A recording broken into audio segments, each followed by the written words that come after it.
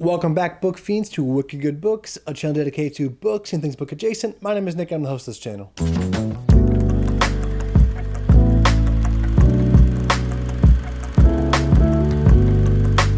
So I thought, what better way to start the new year off by doing most anticipated video game releases of 2022. I haven't done anything video game related yet other than my From Software Dark Souls-like book suggestions. I guess that's pretty close to video game information and themed video, but this is going to be my sole video game suggestion. Not really, I wouldn't even really call it suggestion. You might dig these games, you might not. This is just for me what I am most excited to get my hands on and to play this year, 2022. So let's dive right into it. The first game on this list is a newer title. It's called Forspoken. This is from Square Enix. Now, Square Enix, however you feel about it, they put out some pretty legendary games, at least for me growing up. Final Fantasy VII, Final Fantasy VIII, 9, and 10. Those games are like the origin story for Nick as a writer and a storyteller and a lover of sci fantasy, and just seeing what the things that, all the different things that fantasy can do, right? And I love the Nier games as well. I actually recently played Nier Automata for the first time last year and just like destroyed that game. Got like all 4 endings plus, I think. I think I'm missing one ending, but I'm not playing it for a 5th time, but really enjoyed it. Now, some of their games are hit or miss. This one could end up being one of those misses. However, there's something about it to me that stands out. It just looks like it's fun to play. Now, I did catch Elliot Brooks and Alan from Library of Alexandria talking about these games, and they mentioned this one, and there was kind of like mixed opinions on it, but I noticed that Elle mentioned that it looked like it was fun to play, and that is something I definitely agree with. To me, it looks like a good time. It looks like I can kind of get lost, kind of like in Phoenix Immortal Rising, or in the Assassin's Creed games, or right now I'm playing Spider-Man Miles Morales, just swinging around Manhattan.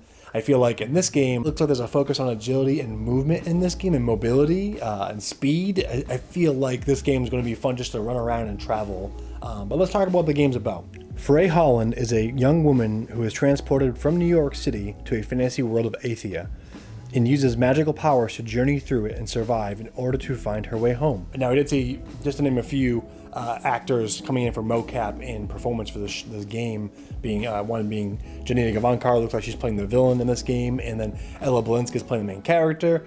Really like her as an actress. I've been really digging the things that she's been in so far. Not the whole movies, but I like her performance and what she brings to the table, and her personality in a game just seems like just different from the PlayStation lineup so far for heroes, and I'm very much looking forward to seeing how Frey can mix in with the PlayStation crew, as I call them.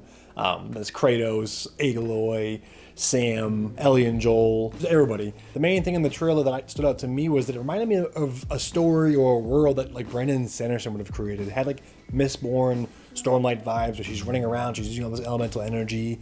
She's like kind of in modern clothes. And almost, to be honest, it kind of reminded me of Lift from Stormlight, how she can like slip and slide and run around and scale objects super fast. And I might be completely wrong with that comparison, but for me, when I was watching the trailer, it's just the first thing that popped in my head. It looked like a lot of fun. I really enjoy these mocap performance games. I feel like they bring an extra layer of cinema or cinematic feel to video games. That's why I love Death Stranding so much, and why I love Last of Us so much in the Uncharted games. So it's really cool to see them bringing that technology into more games, especially new titles with these new characters. The story isn't anything new. We got Portal Fantasy going from Earth to a magical world. We've seen that a million times. However, this one, I can't tell if it looks different than other things, but there's something about a AI artificial companion trope or a story element that will always catch my eye and just sell me. Brandon Sanderson does it a lot. It doesn't matter if it's Master Chief from Cortana, or if it's Sam and BB from Death Stranding, or if it's Syl and Kaladin from Stormlight, the droids in Star Wars, whatever it may be. I just love a good sentient companion, and this cuff that Frey wears in the story seems to have like this posh, I think it's British accent. He's kind of like talking back at her, and it seems like it's the source of her magical abilities in this world, as well as like her companion throughout the game, and I'm just a huge sucker for that. I love the robot that follows you around in Nier. There's the book Grimoire comes around with the other Neo game as well. So I really dig that concept in video games. It's nothing new, but I just never say no to it when I get to it. But overall, the game's graphics look okay, but the story seems interesting to me, and the fighting looks like amazing. I really like the way that you utilize all these different abilities and environmental hazards to your best ability to enhance your abilities. I really like the aspect of traveling and speed in this game. It looks like it's going to be a major factor in Forspoken.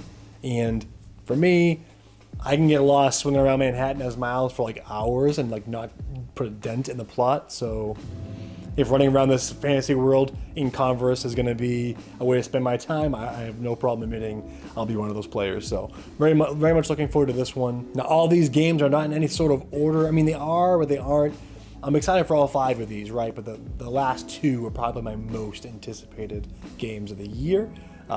Some of you probably already know what they are, but we'll get to them anyways. Forspoken does come out May 24th, so we got some time to sink our teeth into some of the other games in this list. And now we are days away from this next one. It's coming out on February 18th from Guerrilla Games. That is Horizon Forbidden West. I am so excited to get back into Aloy's shoes again and just be shooting bows and hacking animal robot dinosaurs from the post-apocalyptic rust punk world and just traveling these massive landscapes, just meeting characters and just literally exploring, kind of like the Uncharted games. I can get lost in those games just exploring the environment, and I love the environmental storytelling that Horizon has with it. Now, as soon as I heard they were doing a sequel, I was really excited to see Ashley Birch coming back and doing the mocap and the voiceover work for Aloy. So in the canon of video game heroes, Aloy has become one of my all-time favorites, and to see Ashley Birch coming back to bring her life again in mocap and voiceover. And there's Lance Reddick coming back as Silence, who's this really, I don't really say he's an obscure character, but he's definitely like a bad guy, but he's also kind of like a morally gray character. It's sort of an enemy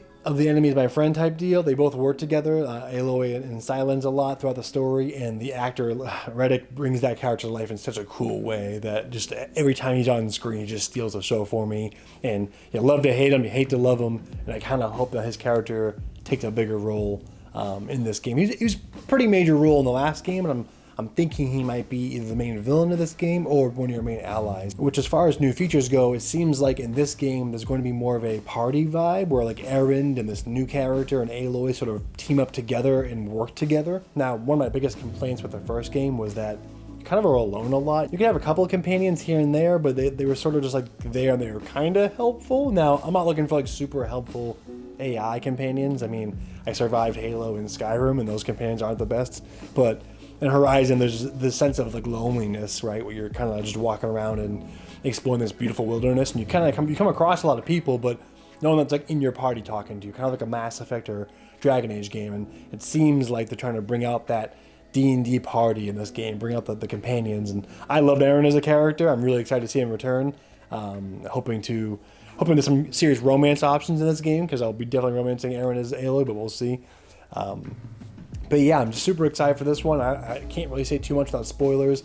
I did notice, at least going by the trailer, it looks like there's going to be a new water mechanic, underwater exploration, which, as someone who loves the ocean, loves to swim, very excited about that. Most of the time, video games just can't seem to get underwater mechanics correct or fun. Assassin's Creed Odyssey was one of the first games to do so, in my opinion. But it does seem like in Forbidden West, they've added this like apparatus that she wears, that Aloy wears on her head, that she can breathe underwater. And to me, that kind of frees up the anxiety of holding your breath. And so, very excited to see how that mechanic is used. I hope it's not too gimmicky. I hope it's a major part of the game, but we'll see. It does seem like in the story, Aloy is going out west towards roughly where California would be to gain more answers about... Okay, I can't even say anything else because I'm going to give spoilers away. I don't want anybody who hasn't played the first game, check it out. It's amazing. But that's the basic premise of what I've gathered from the trailer and from what I already know might be happening in this game. I also did notice that there's some aerial travel in this game. Now, I don't know how much of a spoiler that is, but I did see in the trailer Aloy mount one of the pterodactyl robots. Now, that's super exciting to me because traveling in this game, while it's fun, can be daunting with how vast the spaces are, and how sidetracked you can get trying to get from point A to point B. But for those not familiar with the Horizon game, you basically play this native character in a sense in this post-apocalyptic rust punk world, our world, that's been completely changed over, mutated, and regrown long after humankind was the predominant species on the planet. That, however, the technology left behind has sort of like grown up and gained a sentient life of its own. A lot of this technology has become, that was once weaponized, has now become the animals of this world. There's still regular animals in this world, like in our world, but there's these robotic creatures that sort of have become the predominant predator or threat in this world, and you, as one of the main humans of your tribe, have to learn to coexist with these creatures, but also how to utilize them to learn more about the past to make a better future for these small factions and tribes of humans left over in the detritus of what humankind has left behind on Earth. And for me, I love science fiction. I love sci fantasy. Dying Earth and dead civs is one of my favorite story tropes, so this game's like a no-brainer for me. Really dig it. I can't wait to get the sequel. Very much looking forward to being Aloy again, shooting some arrows at robots and riding robotic raptors, so pumped for this one. Next on the list, we have from Santa Monica Studios, God of War Ragnarok. This one is set to come out, I think, sometime September 2022. It might be later. There's no, I don't think there's a set date on it yet.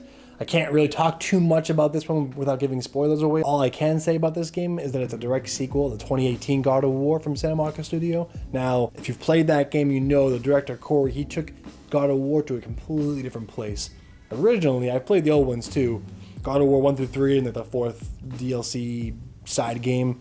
It's more like top-down fighting, hack and slash, button mashing. But in the new God of War, it's over the shoulder. You're right up on Kratos, the main character. You were once the God of War, the ghost of Sparta, and you fought your way through the Greek pantheon in the old games. Now in the new game, Kratos has retired. He's found a family. He's made a family. He has a child, a son named Atreus.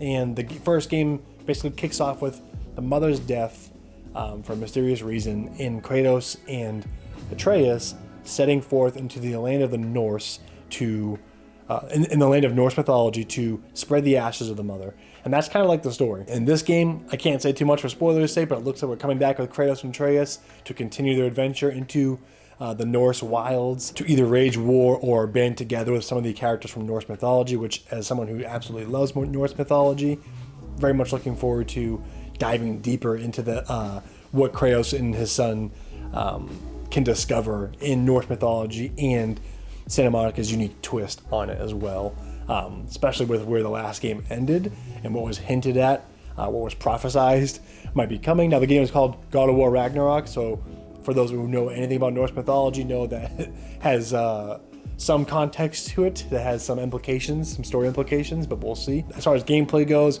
it looks like a little more of the same, but cranked up to 11 new abilities. It looks like Atreus is even more useful in this game as your side companion. And it was really cool to see how the two kind of function together, as well as the dialogue between them, and the whole father-son trope, and, you know, Kratos being this ex-God of War trying to not necessarily make amends, but just fade away quietly and try to raise his son the best that he can and make sure his son does not become a shade or a part of what he became, or watch his son transform into something worse. I just love that story element. Now, being a parent myself, I'll always be a sucker for this trope and this story element. I'm very much looking forward to seeing how that relationship develops now that Atreus is getting a little older. In the trailer, he did look a little older, and I know as me, like my parental instinct was like, oh, he's getting older. So very much looking forward to seeing how they play that up in the story, and I'm really worried about them, to be honest with you.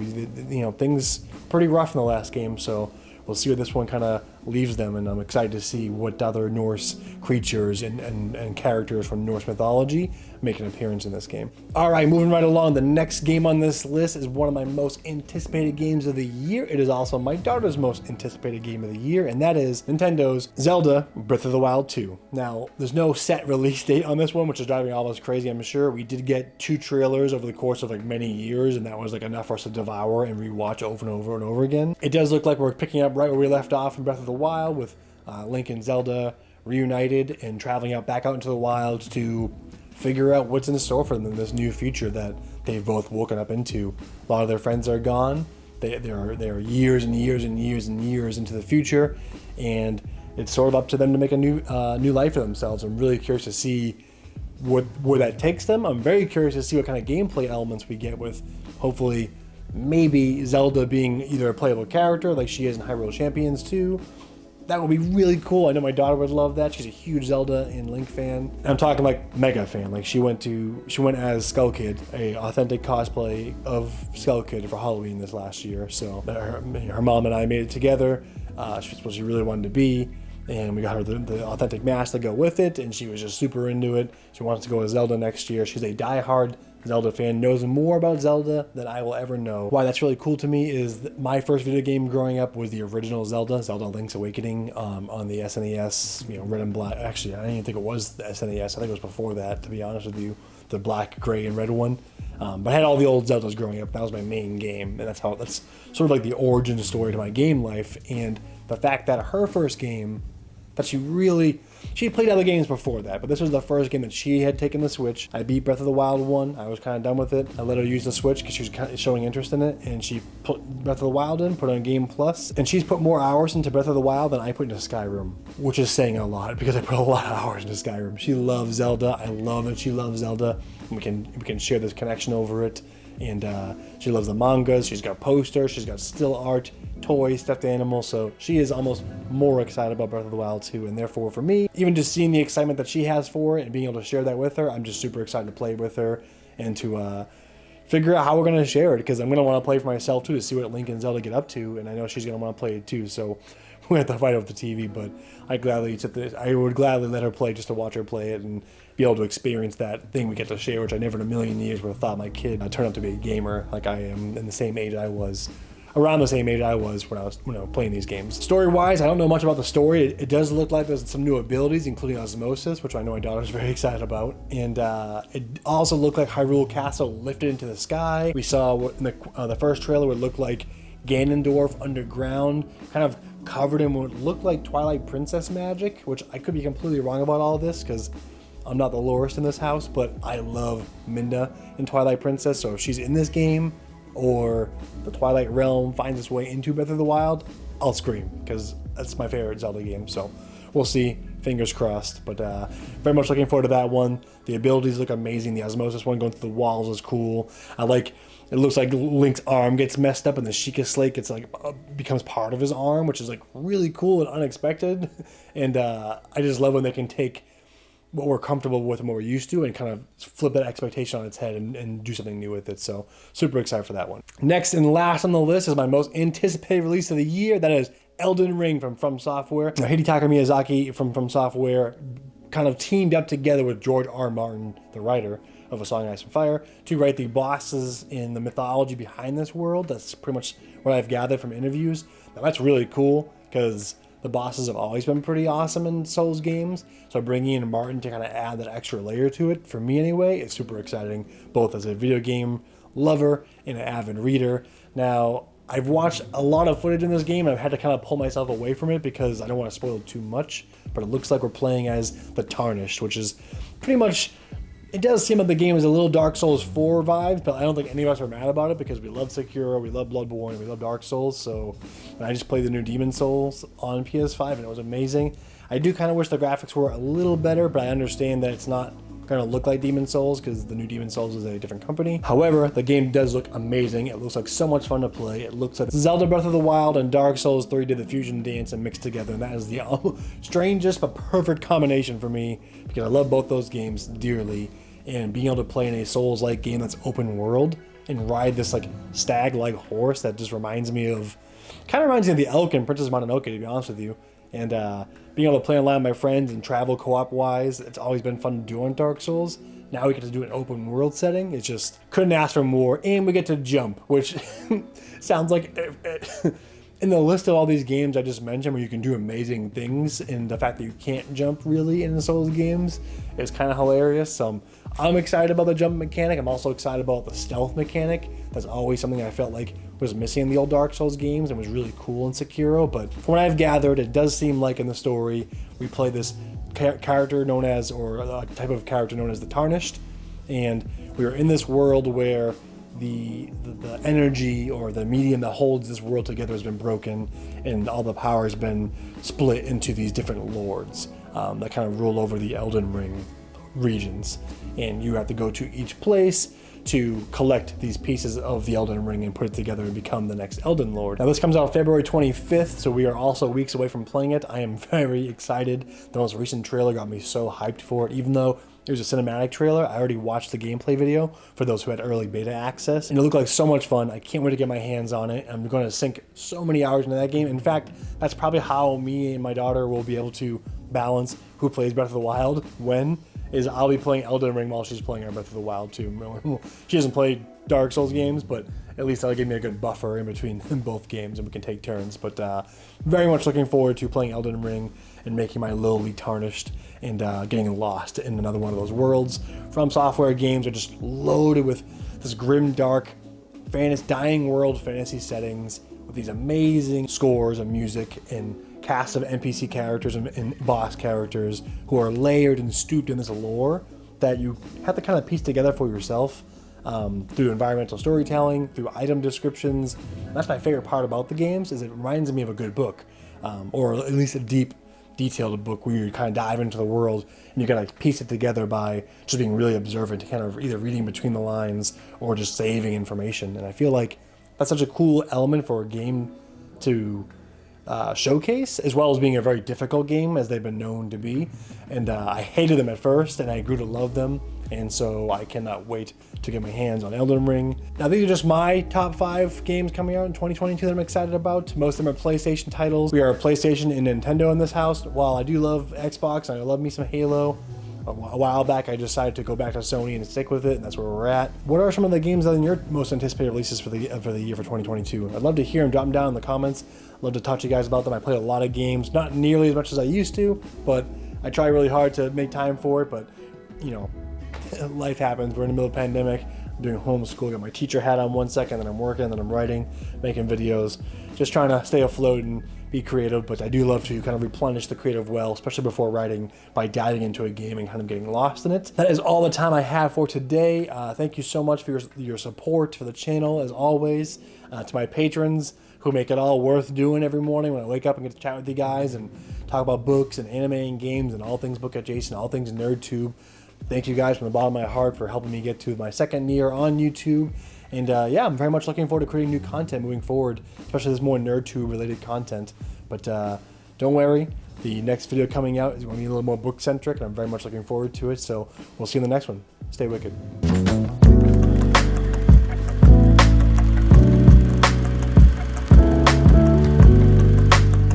And because I am talking about her favorite game of all time, actually, is Zelda your favorite game of all time? Okay. Who's your favorite character? I was going to say Mifa is totally your favorite character. How come? Well, it's because, like, her trident is, like, decorated with, like, very pretty objects. And also very rare objects from the game that you could try and get, but also, you could also get her trident in Breath of the Wild. But there's no armor. You could just get, you know, the Zora armor set. Oh, I see what you're talking about, yeah. Full set. But when you, like, put yours in Magnesis, then you'll be able to find a little chest. Then when you open that chest once on land, you'll find Mifa's old trident. Oh, with the amiibo, you mean? No. Oh. It's just a chest that has Mifa's actual old trident. That's pretty cool. She has healing spells too. I think it's pretty cool. What are you most excited about with Breath of the Wild 2? That you get to, like, go through stuff, so, like, maybe I could, like, glitch the game out and go through the whole world. Why would you want to glitch the game out? You'll just fall through the map. Oh, you mean like the osmosis thing with the Sheikah Slate? To mention that, like, I have, like, also the Link, you know, sweatshirt. You have a Link sweatshirt too. That's like an authentic. And also a costume. You have a costume. No. You have a sweatshirt and a costume. But I love that the osmosis new ability is pretty cool. As Link, you can like turn into like a water drop. It looks like, and kind of shoot up into objects and osmosis through them. Yeah. That's gonna be really cool and probably save some time traveling too, I think. Yeah.